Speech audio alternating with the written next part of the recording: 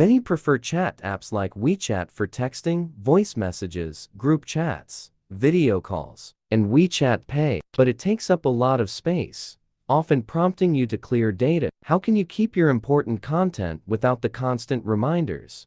Tutorial to move WeChat to a SD card. 3 simple ways. Way 1. Move a SD card directly. Open Settings on your Android and go to Apps. Select Storage and find WeChat. Tap on WeChat, then click Move the SD card. Note, if Move the SD card is grayed out, it can't be moved. Way 2. Change system storage settings. Insert and recognize the SD card.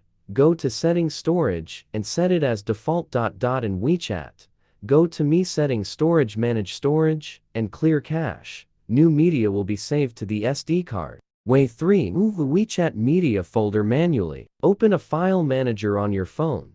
Navigate to Internal Storage, Android Datacom.Tencent.mm microns. Copy or move the image, video, and voice folders to your SD card. Keep the folder structure and change to avoid playback errors.